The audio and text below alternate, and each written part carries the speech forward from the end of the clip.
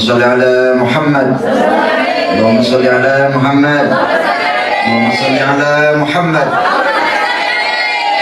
Sing sapa wonge baca sholawat sepisan, ada bahasa Jawa ini?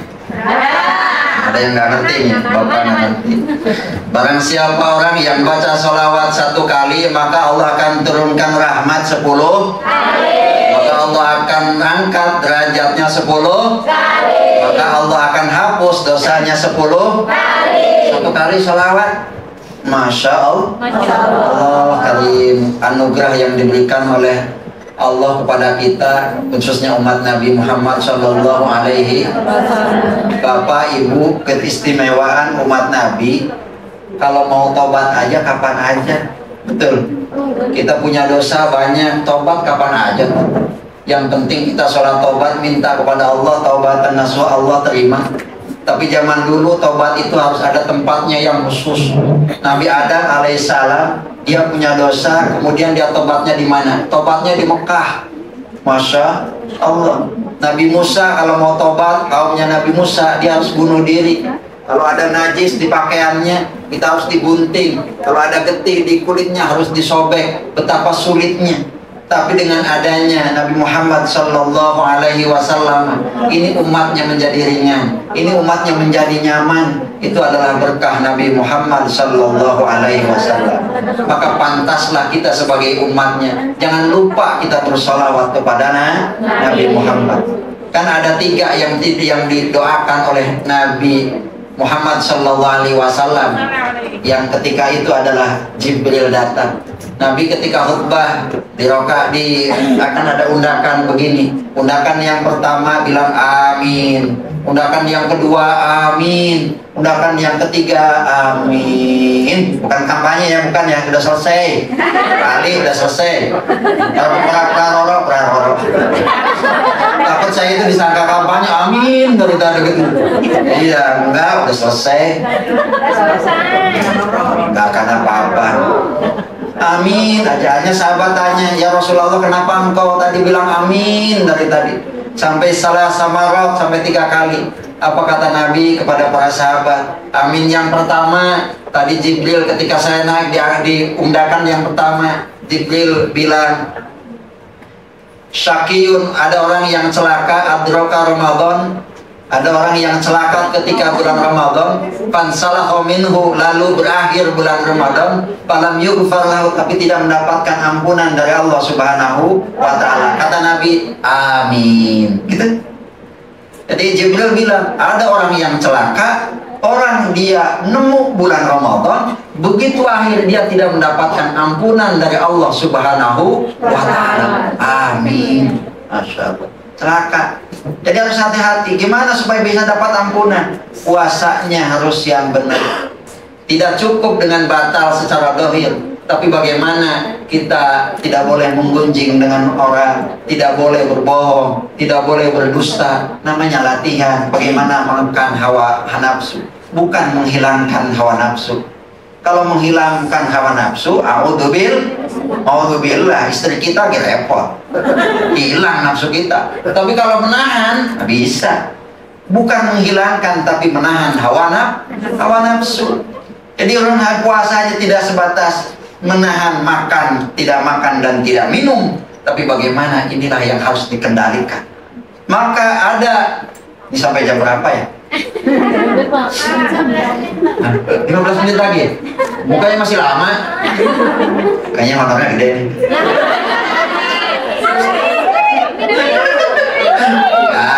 Jangan dianggap gurau, tapi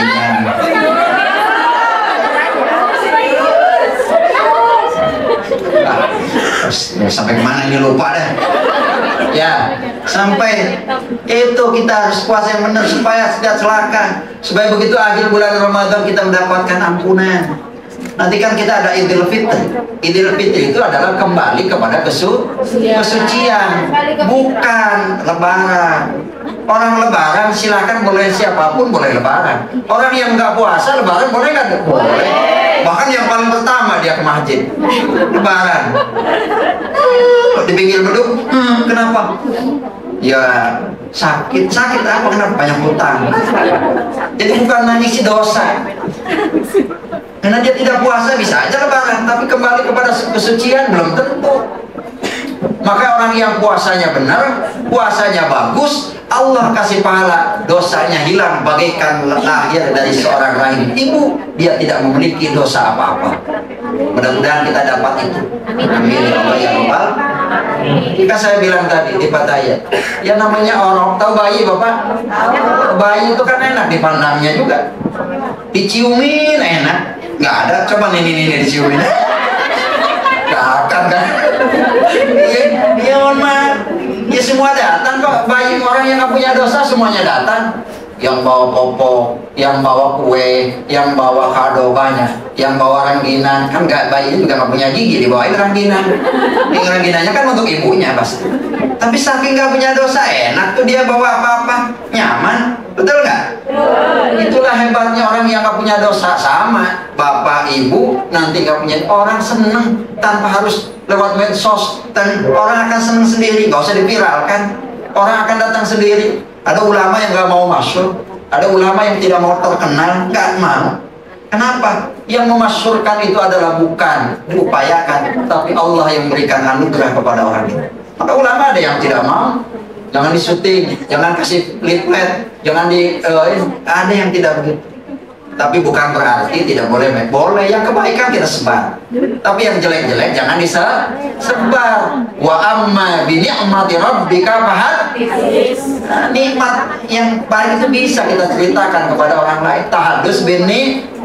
Tapi jangan makanan ibu yang di medsos makanan. Pas makannya jengkol, asin, orang Betawi nyaman tuh. Ya Allah lagi lapar mikirin makanan. Ya lapar. Siapa itu yang ngirim makanan? Nyakitin tetangganya, harus diberi itu. Jauh di Indonesia harus diberi. Itulah jangan sampai. Jadi bagaimana Ramadan itu adalah punya nilai yang sangat luar biasa, yaitu diampuni oleh Allah Subhanahu. Yang kedua, ada ketika yang kedua tindakan, kenapa ya Rasulullah bilang amin lagi?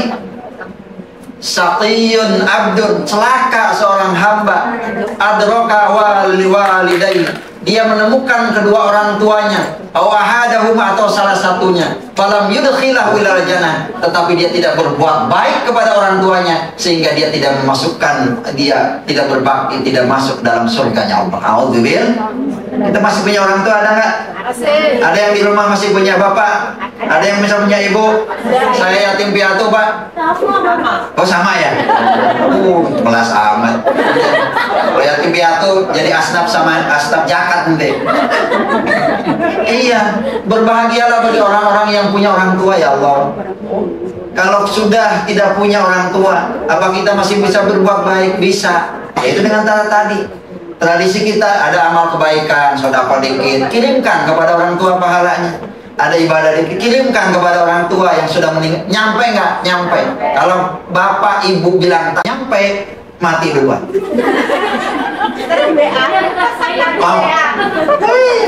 Nyampe. Jadi kita harus berbakti kepada orang tua.